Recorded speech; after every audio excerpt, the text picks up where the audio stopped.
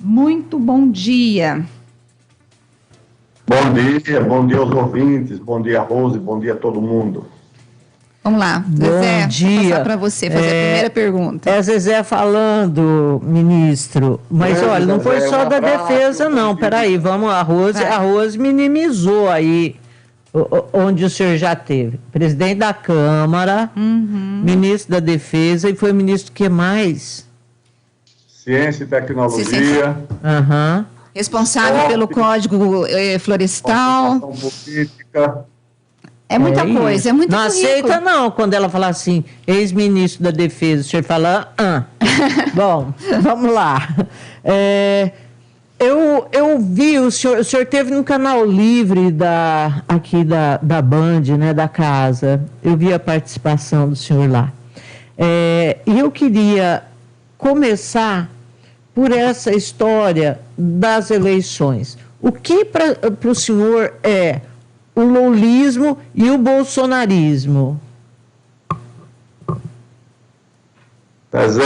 O lulismo e o bolsonarismo são duas faces da mesma moeda. Provavelmente o PT tenha a ideia de que a principal possibilidade de vencer as eleições é a existência de uma grande rejeição do atual presidente, do presidente Jair Bolsonaro. E provavelmente o pessoal que cerca o atual presidente, o atual governo, também se apoia na ideia de que a maior chance de vencer as eleições é se apoiar na rejeição ao PT, que foi, em resumo, o que permitiu a vitória do atual presidente nas eleições de 2018. Não se votou a favor de alguma coisa. Em 2018 se votou pela rejeição de alguma coisa. Então havia uma maldição grande sobre o PT e toda essa insatisfação resvalou, era o auge da Lava Jato, de outras campanhas de rua, e isso tudo foi canalizado como voto para o atual presidente. Ora, então, essas duas rejeições que tendem a se elevar com o decorrer do processo eleitoral, tende também a criar a alternativa a essas duas candidaturas. Nós ainda estamos muito longe das eleições. A eleição hoje é um assunto de bolha, de mídia, não é a preocupação da maioria da população, que está se voltando para sobreviver, para enfrentar as dificuldades da vida no seu dia a dia.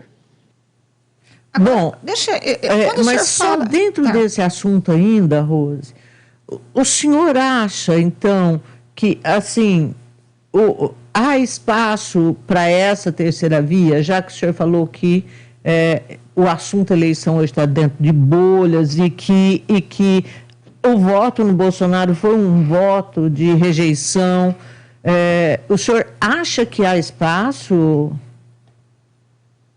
Eu creio que sim, não para a terceira via. A terceira via fracassou, não encontrou um caminho. As candidaturas da terceira via entraram em uma crise sem retorno. A do governador de São Paulo, que era o nome mais pomposo da terceira via, que vinha de duas vitórias consecutivas, uma para a prefeitura e outra para o governo do estado, mas a presidência da República foi um sonho de uma noite de verão. Fracassou, hoje até o próprio partido procura um caminho para retirar a candidatura. As principais lideranças, a começar do próprio presidente do partido, as lideranças de São Paulo, todas as lideranças do PSDB querem um jeito de retirar a candidatura do ex-governador Dória. A candidatura do PMDB, da senadora Simone Tebet, sequer é assumida pelo partido. Não há uma agenda do PMDB para a pré-candidatura ou a pré-campanha da senadora Simone Tebet.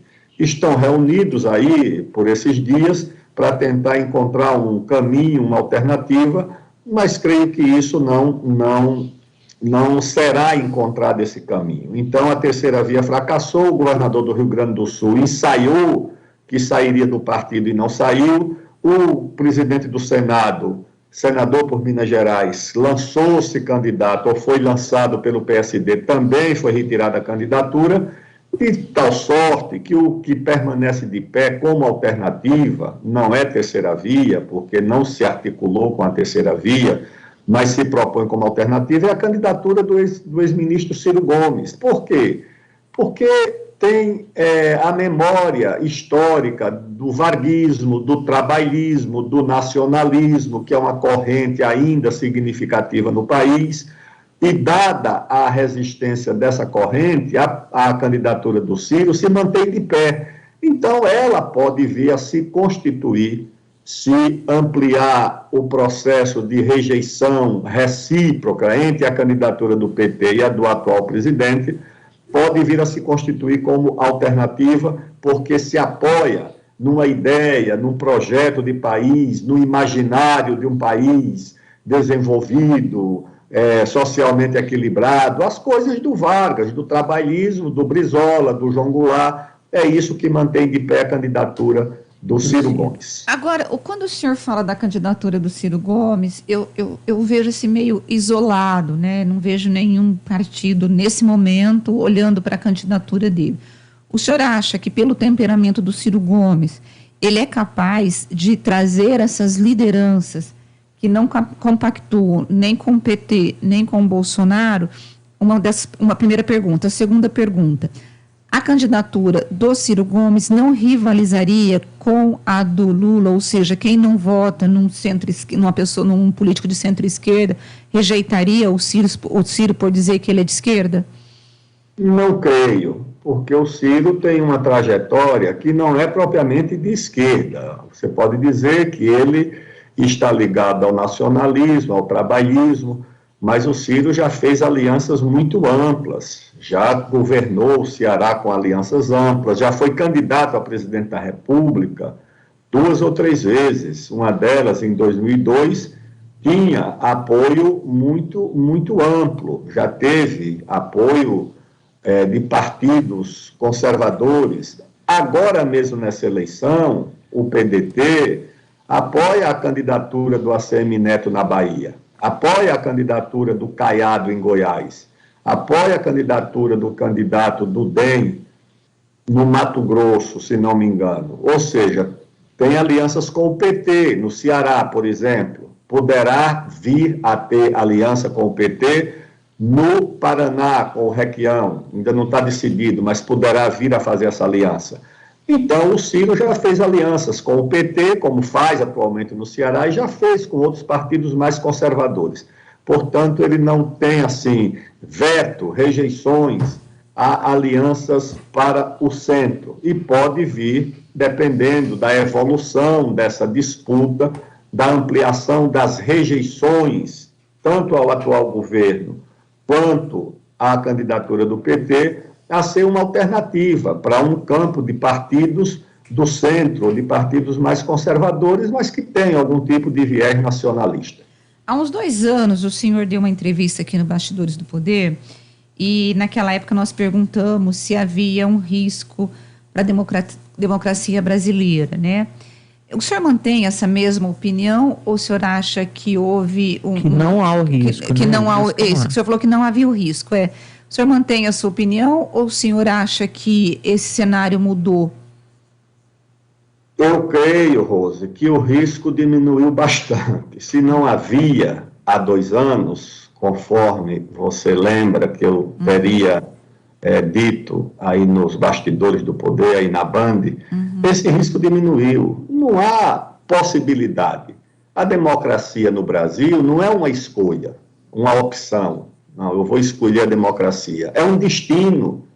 Não há como no Brasil se cogitar a ideia de uma ditadura. Isso não dura 24 horas. Os governos eleitos, legitimados pelo voto, são derrubados, são destituídos, são cassados, como já aconteceu com o presidente Fernando Collor, como aconteceu recentemente com a presidente Dilma. As pessoas encontram um pretexto, tá certo? Ah, não, teve a pedalada.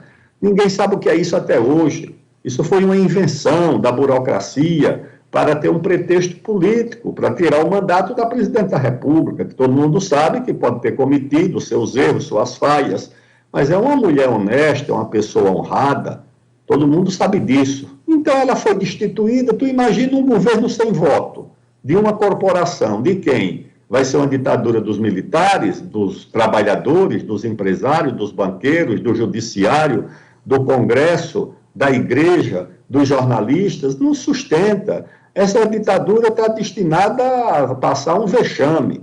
E não vejo ninguém disposto a sustentar uma tese dessa. Claro que tem gente desorientada que passa na porta dos quartéis achando que vai trazer os militares. Não, os militares não querem essa responsabilidade. Eles têm uma missão muito importante no país, cuidam de coisas muito importantes na Amazônia, na defesa nacional, na ciência e tecnologia, na área social. Já tem muitas atribuições, muitas responsabilidades. Pode haver um ou outro, tá certo, desorientado, que pense como o presidente da República, que vai fazer comício em porta de quartel, mas não tem sustentação. O empresariado vai apoiar uma aventura dessa, a imprensa vai apoiar, a igreja vai apoiar, a embaixada americana vai apoiar, o empresariado, ou seja, estou falando de gente que apoiou em 64, tá certo?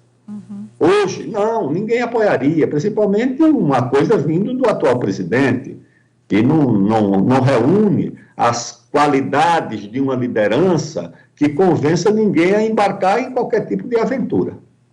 Bom, eu vou voltar lá para a questão das eleições, embora seja um tema que, como o senhor diz, está aqui nas bolhas, está só na imprensa, não chegou ainda para o povo brasileiro, mas eu acho que é importante a gente falar sobre isso.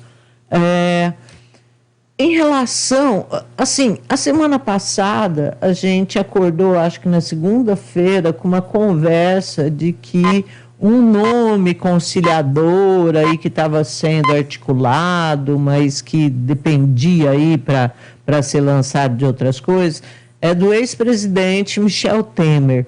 O que o senhor achou quando o senhor ouviu isso? Olha, eu tenho um apreço e falo sempre que posso. É sempre uma conversa muito ilustrativa com o ex-presidente Michel Temer. Só que não acredito que essa situação, essa circunstância de uma convocação do presidente Michel Temer ser ungido como um nome que reúna amplo apoio político, venha a se concretizar. Eu não acredito nisso. Não estou aqui discutindo se ele merece, se ele representa essa conciliação, não é essa discussão. É que eu não vejo os partidos políticos dispostos, nem o PMDB.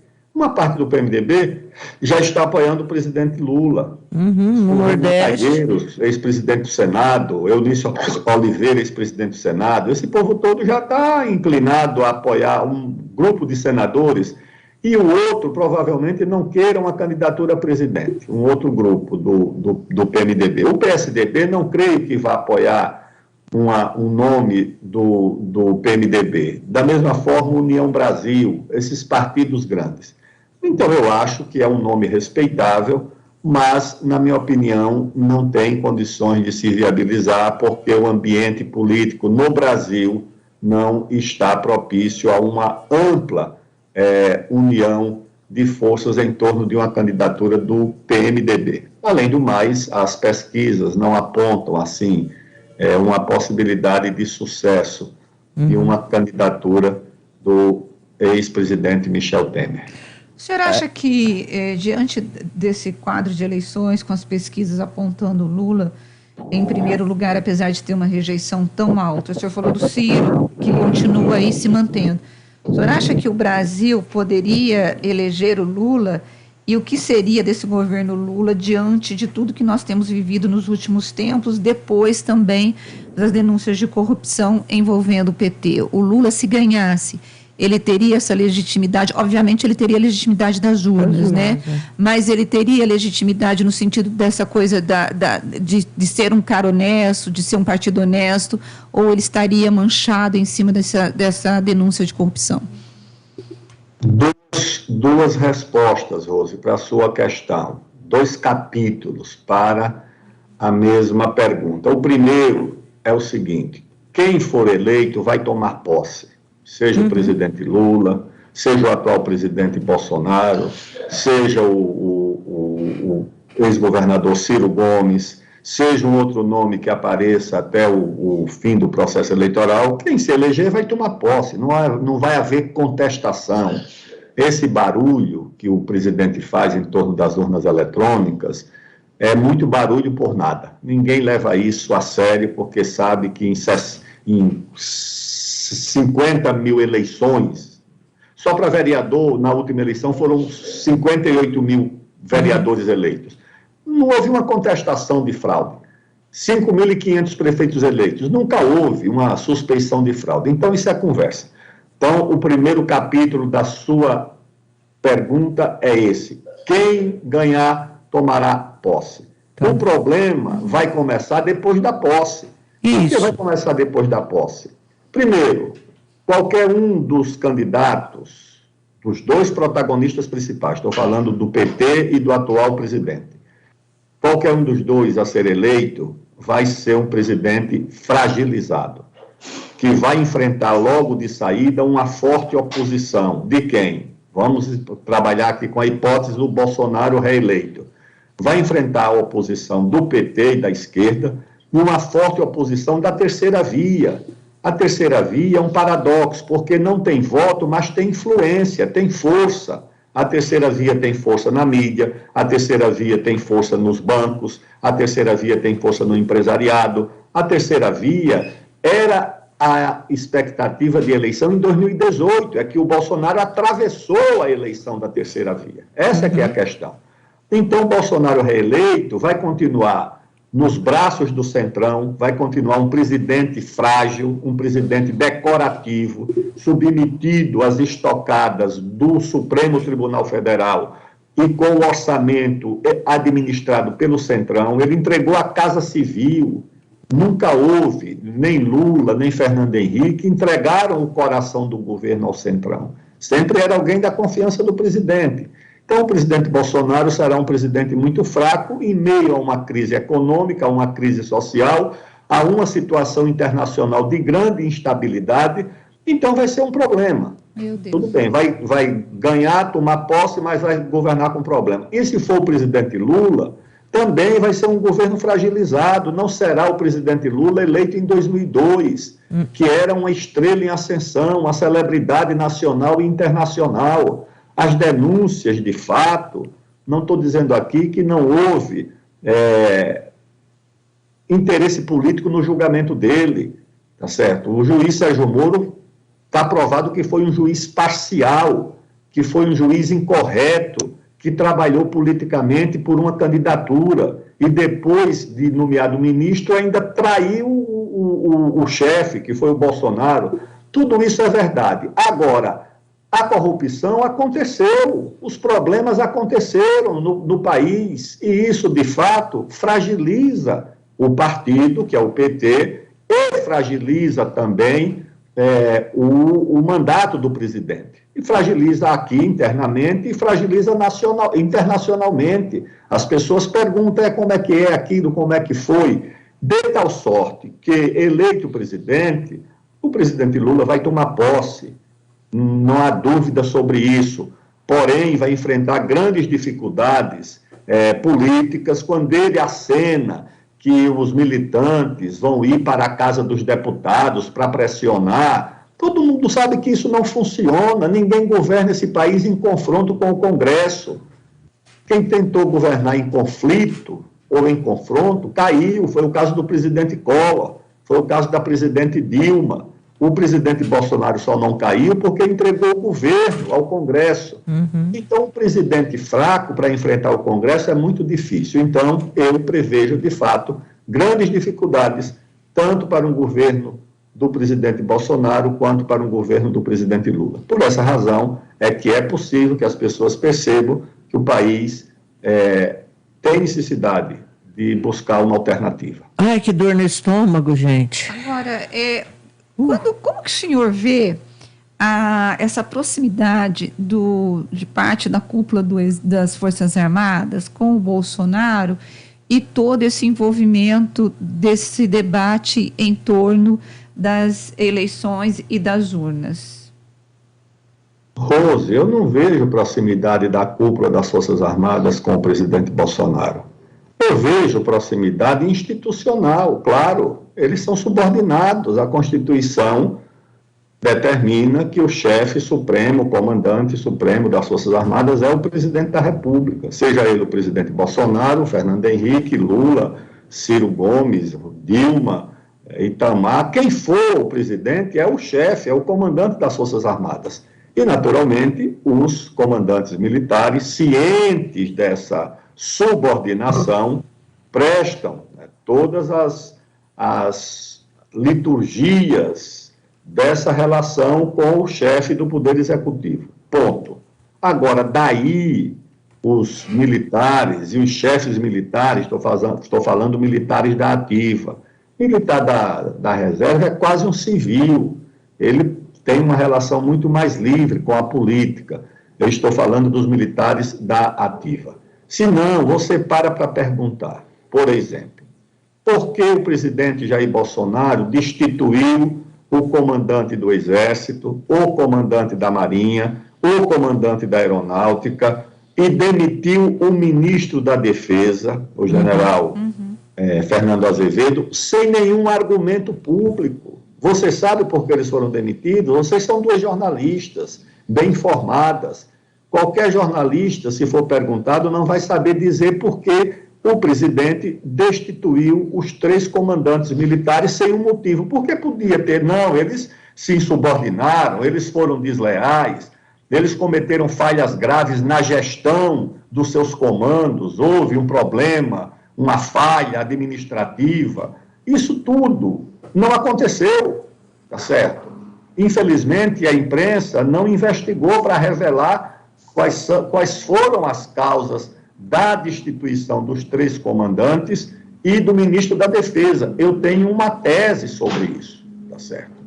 Provavelmente. Fala a tese para gente. Bom, deixa eu só, antes dele falar qual é a tese, eu quero só dizer que são 10 horas e 55 minutos. Nós estamos entrevistando o ex-deputado federal e ex-ministro da Defesa, Aldo Rebelo. Pode dizer para a gente qual é a tese? A tese é o seguinte. Os militares estão subordinados ao presidente da República. Estão sob o comando do presidente da República. O presidente da República é o chefe supremo das Forças Armadas. A questão é que, além da chefia do presidente da República, da subordinação ao presidente da República, os militares estão subordinados à Constituição. E a Constituição está acima tanto dos comandantes militares quanto do presidente da República. A subordinação é de ambos. Diante dessa dupla subordinação ou dessa dupla lealdade, no momento em que houver um conflito entre o comando do presidente da República e o comando da Constituição, entre a subordinação ao presidente da República e a subordinação à Constituição, o provável é que os militares tenham que optar pela subordinação à Constituição, tá certo? Porque ela está acima do presidente. Por quê? Eu só apresento aqui um episódio, um caso, que foi aquele comício do presidente Jair Bolsonaro na porta do comando do Exército. Houve aquele comício. Sim. No domingo, o presidente da República, pela manhã, foi lá e fez uma arenga política. Não estava presente o comandante do Exército, era na porta do comando do Exército. O comandante do Exército não estava presente, era uma atividade do presidente da República e não estava presente o ministro da Defesa. Por que não estavam presentes? Porque, naturalmente, acharam que aquilo era um estímulo à insubordinação, à quebra da hierarquia, à indisciplina. Eles não foram. É provável que ali tenha nascido a primeira grande diferença entre o presidente e os seus subordinados, porque eles viram que a Constituição não aconselhava um ato daquele. E provavelmente o presidente da República deve ter ficado contrariado, e é provável que esse episódio e outros que eu desconheço tenham contribuído para esse conflito que resultou na destituição dos comandantes militares e na demissão do competente servidor público exemplar, que é o ex-ministro general Fernando Azevedo de Silva. Olha, faz muito sentido. Aliás, faz todo sentido do mundo. Me surpreenderia se não fosse isso. Bom, mas, assim, a gente, por muito tempo aqui, com o Brasil comandando as tropas lá no Haiti, quando estava aquela situação de tensão horrorosa lá, a gente conheceu o general Heleno. Eu imagino que o senhor tenha tido proximidade com o general Heleno. E hoje o general Heleno é um cara que nos surpreende tanto, assim, porque ele era visto, quando Bolsonaro era o candidato, como o fiador do Bolsonaro. O que aconteceu com o general Heleno? Ô Zezé, eu não posso opinar sobre o que aconteceu, porque desconheço. Eu conheço o general Heleno desde quando ele era da Ativa e, posteriormente, ele assumiu uma função no Comitê Olímpico Brasileiro, quando eu era ministro do Esporte, preparando as Olimpíadas, que indiquei o general Fernando Azevedo de Silva para dirigir a autoridade pública olímpica, que era a autoridade do governo federal na preparação das Olimpíadas, que trabalhava em conjunto com o Comitê Olímpico Brasileiro, onde estava o general Heleno. Sei também que ele foi um dos primeiros a aderir à campanha do atual presidente, a campanha do então candidato Jair Bolsonaro.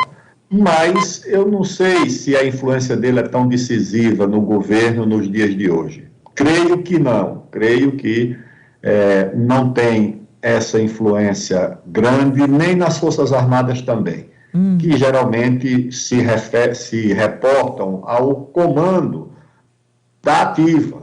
A reserva é outra coisa, tá certo? A reserva tem uma relação com os militares da Ativa, mas o comando, a hierarquia, a disciplina, geralmente se aplica dentro dos quadros da Ativa das Forças Armadas. Tá, mas assim, eu me surpreendo muito, assim, embora talvez realmente ele não tenha essa voz assim, mas eu não esperava isso nunca do general Heleno, nunca, assim, ele apoiar essa história de afrontar poder, sabe, poder judiciário, acho tudo isso muito esquisito. Bom, vai lá, Rose. Na verdade, eu gostaria de perguntar para o senhor, quando a gente olha para o Brasil, assim, o Brasil ditadura, depois veio a redemocratização, as eleições, o brasileiro indo para as urnas, nós tivemos os impeachments de 2 presidentes, e assim, mortes de alguns, né? E os partidos se formando, trabalhando.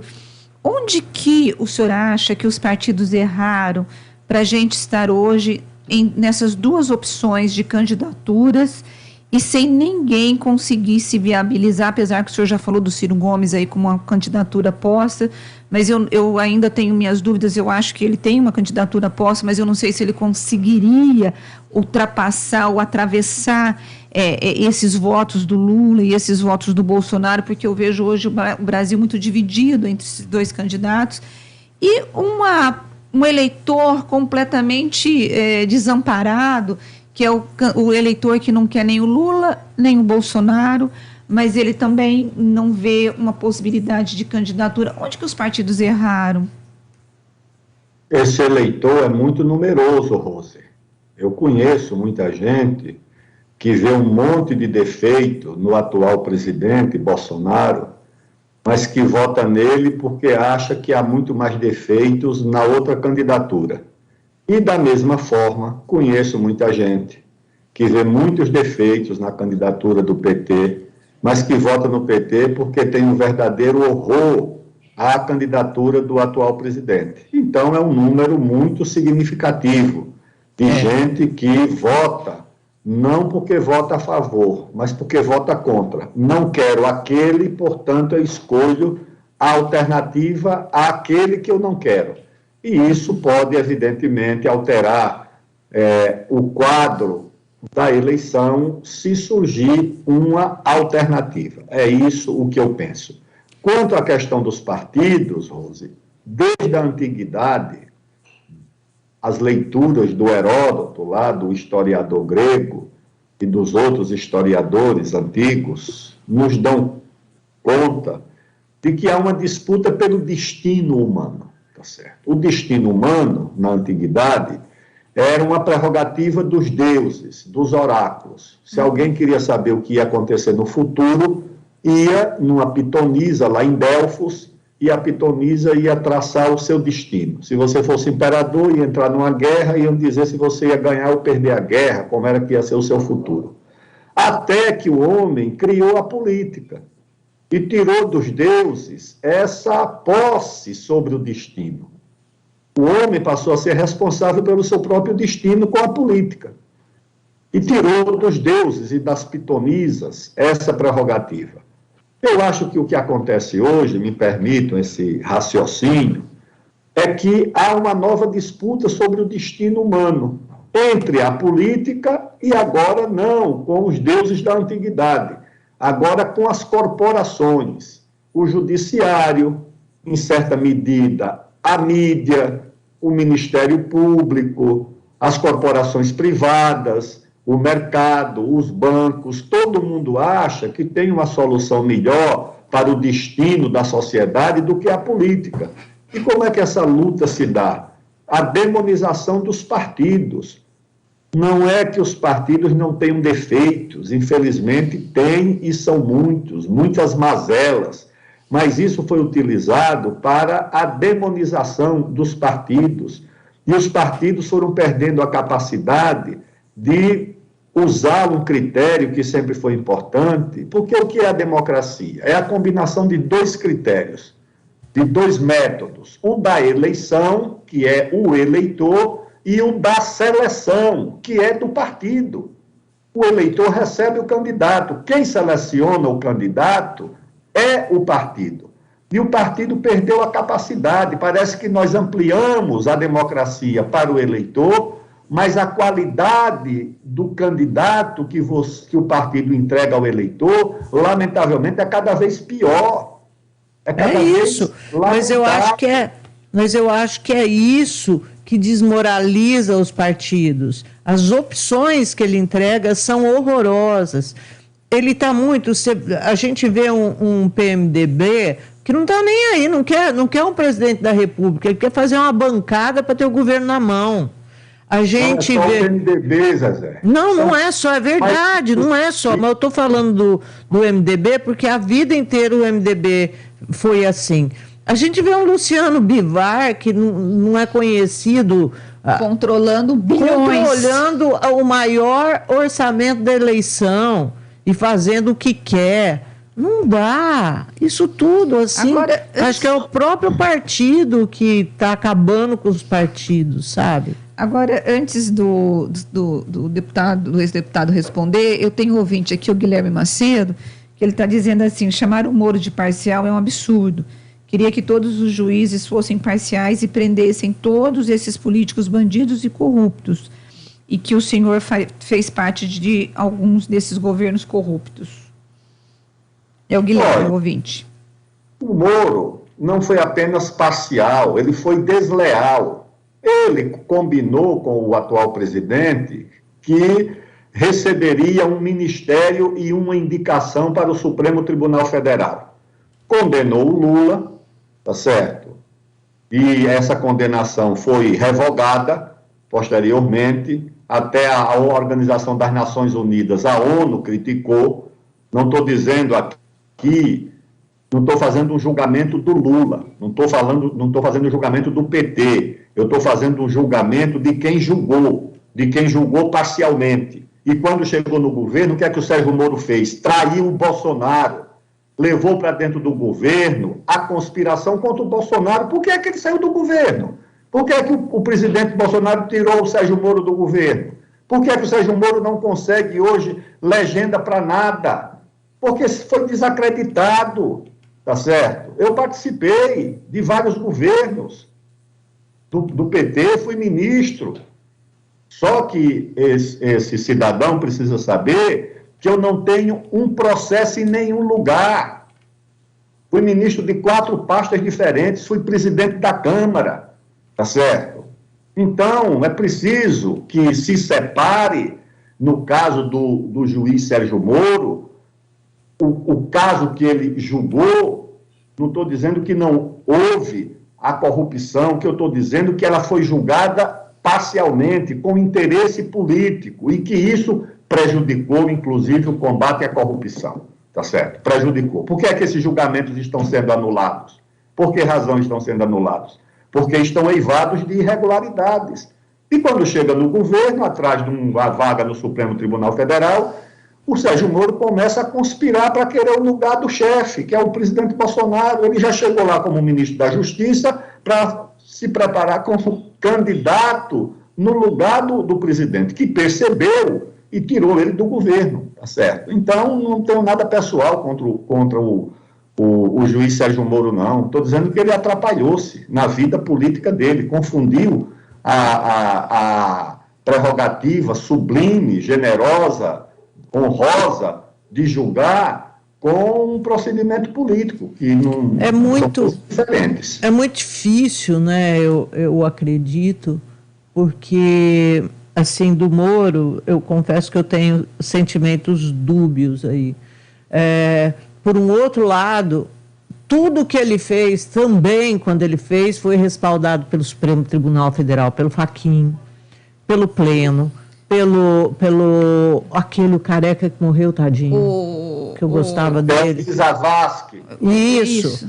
Então, assim, e por depois você tem não só pelo Supremo, né? E por outros tribunais, né, tribunais regionais. Aí depois, a sensação que eu tenho, quando o Gilmar Mendes entra no jogo, assim, eu tenho a sensação que aí a coisa desmoronou. Mas o Supremo, na minha opinião, foi o que mais perdeu com isso tudo. Porque, embora eu acho que o judiciário é fundamental. O que arruinou a reputação do Sérgio Moro foi o vazamento daqueles áudios, ele combinando com os procuradores, a Polícia Federal forjando depoimentos para dar cobertura a sentenças. Foi isso que desmoralizou, foi o vazamento da combinação. Não pode haver um juiz combinando com o acusador, com uma das partes, e acobertando a Polícia Federal, que teve um depoimento citado que não aconteceu e que foi forjado. Foi isso que desmoralizou o procedimento. Não estou dizendo que não houve a corrupção, mas houve, né? Vai exigir um julgamento justo. Porque senão, para que existe justiça, se o julgamento não for justo? Pois é, agora eu preciso terminar a entrevista, mas eu quero antes dizer que o Roger, o nosso ouvinte, está dando parabéns pela entrevista, dizendo que sempre é uma excelente aula de política quando nós conversamos com o senhor aqui no Bastidores do Poder. E é mesmo, a gente adora também. Muito obrigada e uma boa segunda-feira, viu? Obrigado, Rose, obrigado, Zezé, obrigado aos ouvintes. Um grande abraço e até breve. Bom, gente, um abração, volte em breve.